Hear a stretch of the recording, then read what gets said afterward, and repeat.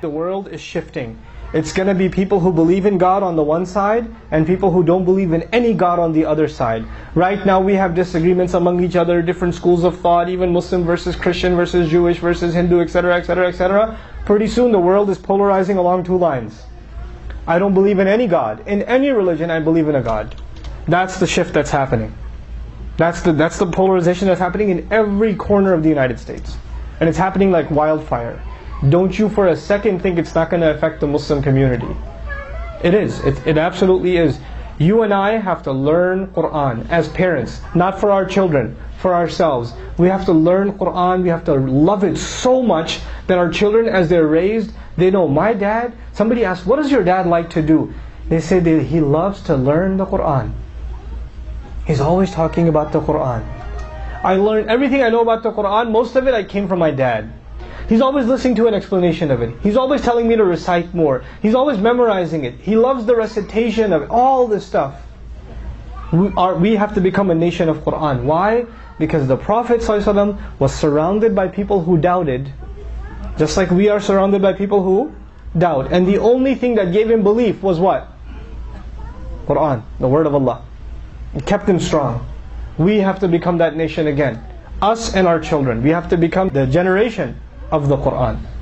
It has to become central in our life. 30 minutes a day is a starting point.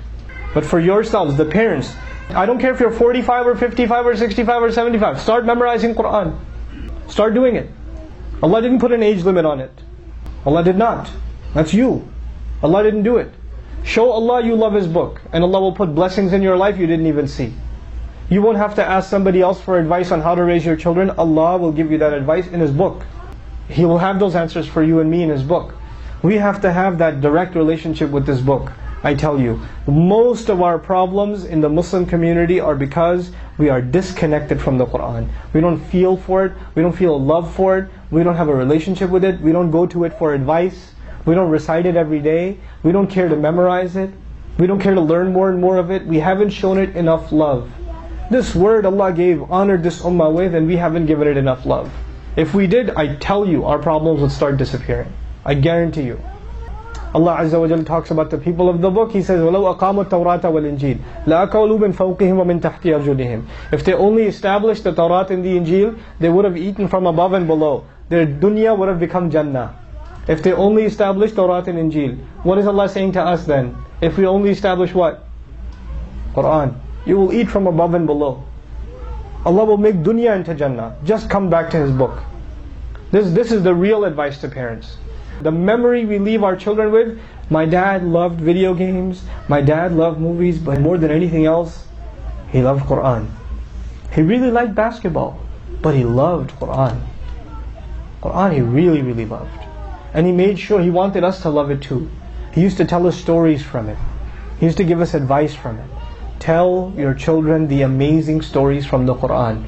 And you won't be able to tell them if you yourself are not amazed by them. If you're not in awe of the story itself, you won't be able to impress your children. But man, from early childhood, you, not anybody else, you tell the stories from the Qur'an. You will have to do it. I was teaching one of my daughters the story of Yusuf alayhi salam the other day, and I didn't finish the story. She was asking me 4 days about what happened. He got thrown into jail. Then what happened? I can't tell you. I'll tell you later.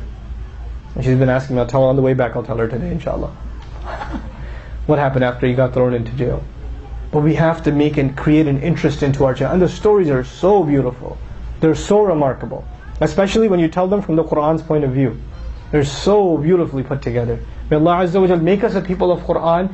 Give us the ability to instill that into our children. Have an honest, open, direct conversation with your children. Ask them about what they heard in school, what problems they have. And then you yourself seek the answers from Allah's book. You say, you know the thing your friend just told you, or this terrible thing you saw, you know what Allah says about that? Let me show you. We're literally teaching our children how to go to Allah for answers. That's what we have to do. We have to create that generation.